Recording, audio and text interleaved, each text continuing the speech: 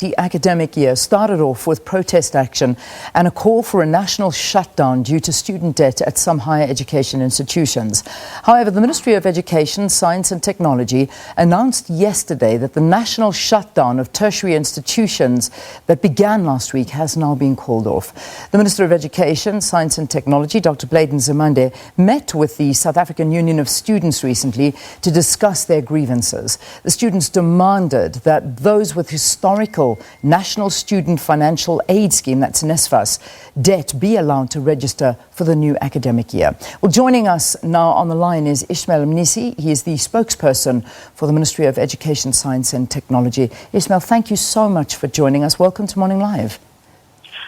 Good morning, Leanne, and the viewers. Perhaps you can give us a little bit of a briefing as to what came out of the meeting between Dr. Blade Nzimande and the student unions. Obviously, it's the historical debt that's a big one being eradicated. What other issues were tabled? Indeed, Leanne, we have had a very successful meeting with the South African Union of Students, and we welcome their patriotic decision to call off the national shutdown after we have reached a common understanding and agreement with the student leadership. Among the issues that we agreed on is the fact that all NSFAS students with debt can register, provided that they sign the acknowledgement of debt form and that they meet the academic records, requirements for continued funding. And secondly, that the NSFAS qualifying students are able to register for the academic year without making any upfront payment. And we have also put in place a mechanism to assess the financial eligibility of students who obtained a place to study but have not applied for NSFAS, meaning that those who have not applied, however, who have received spaces in universities and TVET colleges, they can apply for NSFAS funding there at the point of registration. And critically important is that the students are now eligible to be given their academic records, regardless of whether they owe the universities or not. All right, so let's elaborate a little bit more on this, because as you mentioned, one of the conditions in the agreement says that students receiving aid from NSFAS can register for the new academic year, but they have to sign an acknowledgement of debt and meet their academic requirement. So firstly, when you talk about having to settle the debt, what time frame are you giving the students to try and settle this debt? Well, firstly, for those that are NSFAS beneficiaries, it is for NSFAS to settle the debt as per the requirements of universities and our TVET colleges. The challenge comes with the missing middle and the other students who are not catered for by NSFAS, because having signed the acknowledgement of debt form, they have to ensure that they comply with the rules and regulations of the universities and the TVET colleges, because of they are responsible for payment of their school or their tuition. In terms of students that did not pass, what happens to them? The students who did not pass. Did not pass and do not pass going forward. Well, universities and TVET colleges have got various criteria of assessment of the students who are within their institution. However, for financial eligibility, you need to have satisfied the criteria that NSFAS has put in place, and which includes your academic performance, is very critical. And of course, we are debating the issues of the N+1 and N+2, which relates to the number of years that a learner has to pass his or her or complete his or her degree.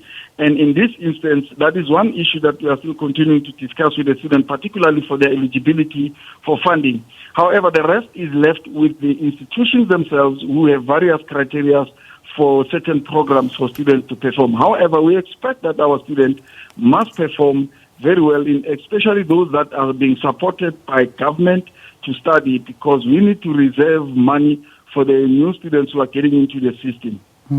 Let's talk about historical debt, because this really is a massive sticking point.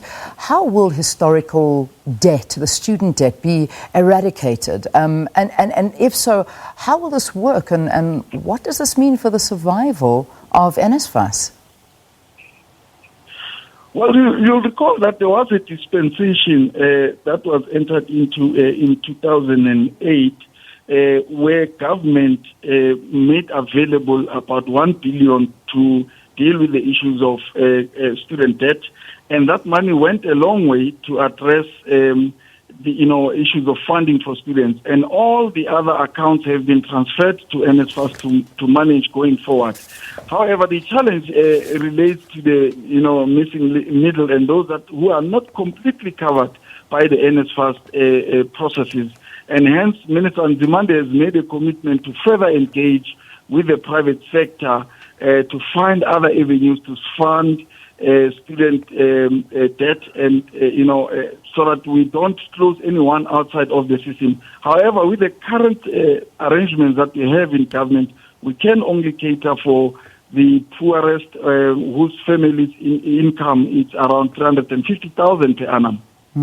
I mean, what would you say is historical debt sitting at? Because the figure I have in front of me is 9 billion rand. Is that about right? Certainly, that is very correct. It's a lot of money. Can government afford to write that off? What we are working on as NSFAS is that we are categorizing that debt for those that are beneficiaries of NSFAS. It will be taken care of. Recalling that this year we have invested about 34.5 billion in dealing with issues of student debt and also the new entry of students. So we are eating up on that debt. The challenge is that the institution has to deal with is the ones that are not covered by government funding through NSFAS and the National Research Foundation allocation for postgraduate studies.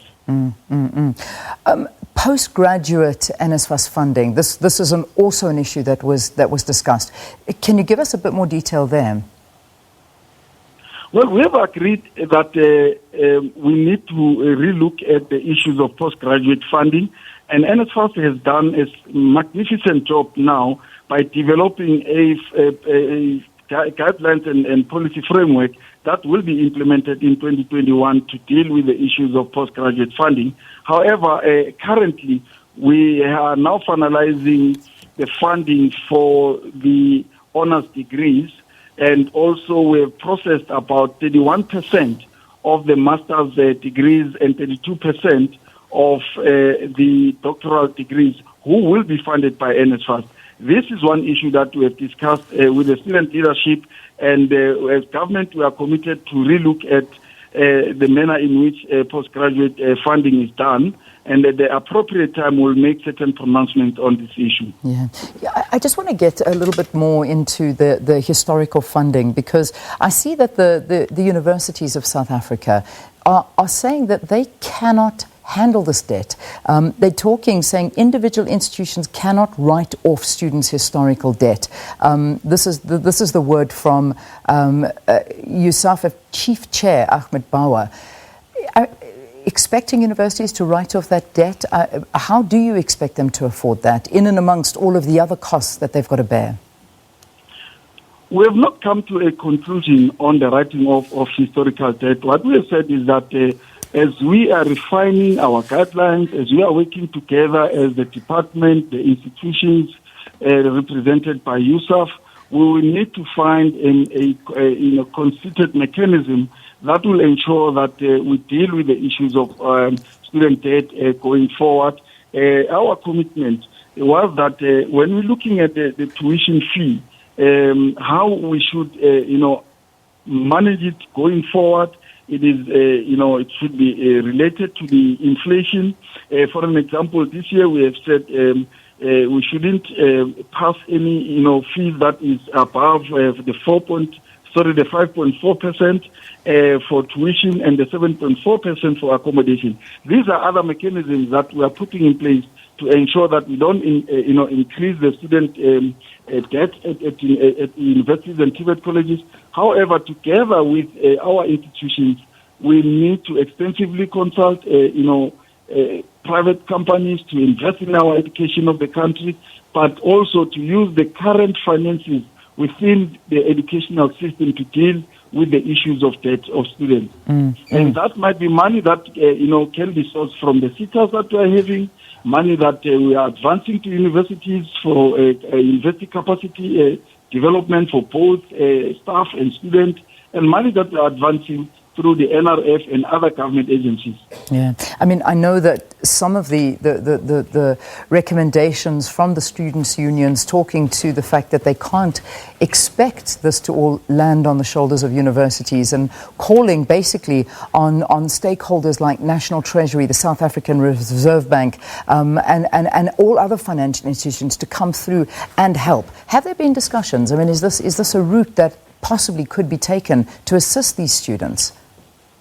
There are issues that cut across other government departments, such as the issues of student accommodation, the issues, of course, of the fiscus and how, it gets channeled to the department and other, departments which manages bursaries and so forth. That national discourse is very necessary for us to deal with the challenges that sit at our universities and our TVET colleges. So a holistic approach will be sought by government to deal with the issues of student funding in its entirety. So Minister Nzimande is committed to engage further within government and also with the private sector to find other revenues to resource the post-school education and training sector. According to some reports coming out, NSFAS has so far processed approximately 440 million rand of historical debt and is now engaging with tertiary institutions.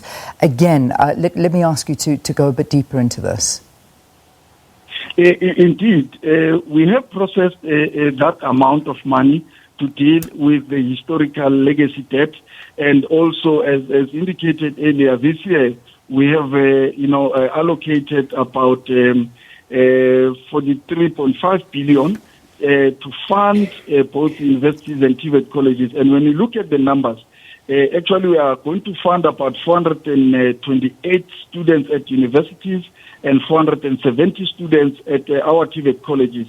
Interestingly so, we have now seen an increment in the number of students who are funding at TVET colleges. So that indicates that the TVET sector is one sector that is growing beyond measure, and which is very good for the economy of this country because now the 13 trade skills that we have always been talking about, we are now investing in it. I mean, reading an interesting article. It's on the I think it's on the front page of the Sowetan this morning. It's talking to dependents of military veterans who have been blocked from registering at the university. I think this is the University of Johannesburg because of unpaid tuition fees. This is 4 dependents who were financially blocked, said their futures had been left in limbo. Do you know about this case? Do you have any idea what could possibly come of this? Because they're saying that they are not allowed into the university due to these unpaid fees. Well, we have seen media reports about this and committed ourselves to investigate more as to what could have led to this situation. Okay, so you can't give us more detail this morning. As it stands right now, what you know is they're still blocked out of the universities. They can't go in, even though these talks were held. This is still something that is still pending.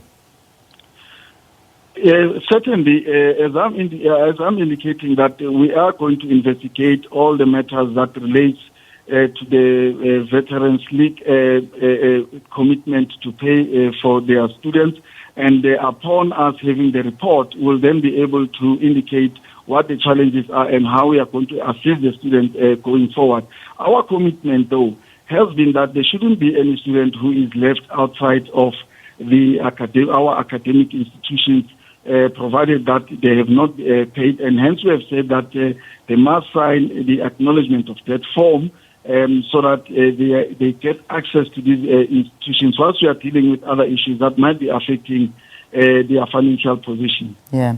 All right. Well, I urge you to have a look at this article, because it's quite a desperate plea to the department to try and help them. According to the department's website, there are more than 7,400 military veterans and their dependents who are receiving education support. Both the tertiary and basic education should be covered, but this story is not really.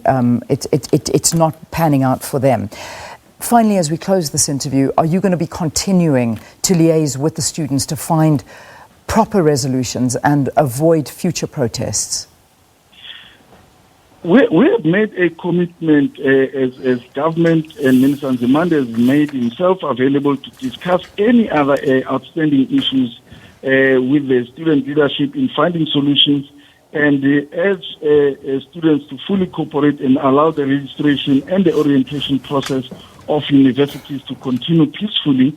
We will from time to time engage with them, as there are other issues that we said we are going to deal with them as urgent as possible, to ensure that it does not become the culture, that every year at the beginning of the year we've got protests in our universities because of it affects the academic progress and period throughout the year. And we have made that commitment with the students, and we have agreed that we will ensure that we engage throughout the year. All right, we'll leave it there. Ismael, thanks for your time. Ismael Mnisi is the spokesperson for the Ministry of Education, Science and Technology, basically giving us an update about the national shutdown that has been called off at higher education institutions. Let's take a break.